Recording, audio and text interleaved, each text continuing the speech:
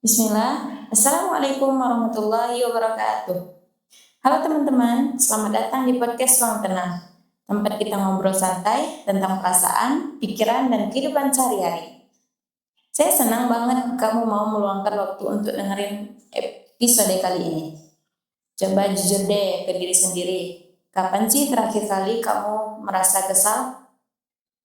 Kesal karena omongan orang lain, tugas yang menumpuk, rencana yang gagal, atau mungkin karena kamu sudah berusaha sebaik mungkin tapi tetap nggak dihargai. Kalau kamu lagi di posisi itu sekarang, tarik napas sebentar, kamu ada di tempat yang tepat. Baik, kesal itu bukan tanda kita lemah, kesal adalah sinyal. Sinyal bahwa ada sesuatu di dalam diri kita yang butuh diperhatikan. Masalahnya, banyak dari kita diajarkan untuk jangan marah, jangan cengeng, atau harus sabar terus. Akhirnya, emosi kita itu kita pendam sampai suatu hari meledak atau masalah bikin kita capek sendiri. Baik, di episode kali ini kita nggak akan belajar cara menghilangkan emosi, tapi cara mengontrol emosi saat lagi kesal supaya kita tak tetap waras, tenang, dan nggak menyakiti diri sendiri maupun orang lain. Baik, yang pertama kita harus pahami dulu emosimu. Hal yang pertama kita lakukan saat kesal adalah mengakui perasaan. Bilang ke diri sendiri, oke, sekarang aku lagi kesal, dan itu nggak apa-apa. Kadang kita justru makin emosi karena menyangkal perasaan sendiri. Padahal emosi yang diakui biasanya lebih cepat mereda daripada emosi yang ditolak. Ingat, kamu nggak berlebihan hanya karena merasa kesal. Yang kedua, jeda sebelum bereaksi. Saat kita emosi lagi tinggi, reaksi pertama biasanya bukan pilihan terbaik. Makanya penting banget buat berhenti sejenak. Coba deh tarik nafas dalam-dalam lewat hidung selama 4 hitungan, tahan 4 hitungan, hembuskan lewat mulut selama 6 hitungan. Coba dilakukan ini beberapa kali.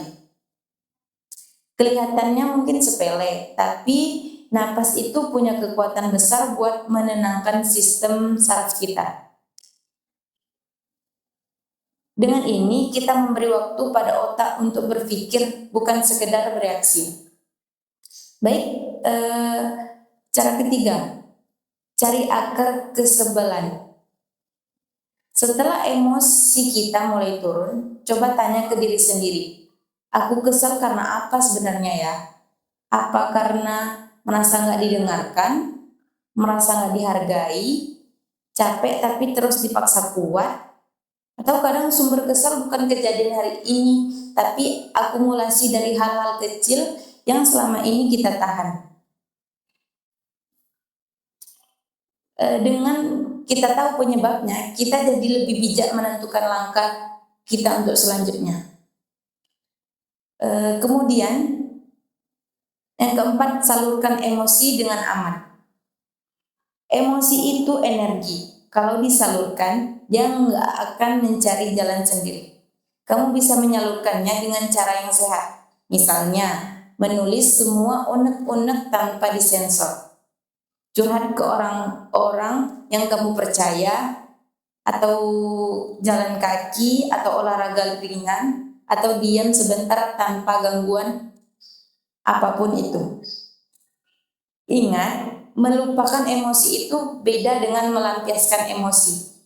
Yang satu menyembuhkan, yang satu lagi sering menyesalkan. Baik, yang kelima itu kita harus ubah cara melihat situasi. Setelah hati kita agak tenang, coba lihat situasi dari sudut pandang yang lebih luas. Bukan untuk membenarkan perlakuan orang lain, tapi untuk menjaga ketenangan diri kita sendiri. Tanyakan, apakah masalah ini masih penting seminggu lagi? Apakah aku mau menghilangkan ketenangan hanya karena hal ini? Mengontrol emosi bukan berarti kalah, tapi memilih kita untuk damai daripada drama-drama tersebut. Baik, kemudian yang keenam, itu dekatkan diri pada hal yang menenangkan. Bagi sebagian orang, doa, zikir, atau sholat adalah tempat paling aman untuk menenangkan hati. Kita bisa mengadu kepada Allah seringkali lebih melegakan daripada mengadu ke manusia. Kalau kamu lelah secara emosional, ingat satu hal, Allah tidak pernah meninggalkan hambanya, bahkan saat kita merasa sendirian. Baik teman-teman, mengontrol emosi itu proses, bukan hasil instan. Akan ada hari di mana kamu berhasil tenang, dan ada hari di mana kamu masih belajar. Dan itu nggak apa-apa. Yang penting kamu terus berusaha memahami diri sendiri, bukan memusuhinya. Baik, terima kasih sudah menemani dirimu sendiri lewat podcast Ruang Tenang. Semoga setelah ini hatimu sedikit lebih ringan. Sampai jumpa di episode berikutnya. Jaga dirimu ya. Wassalamualaikum warahmatullahi wabarakatuh.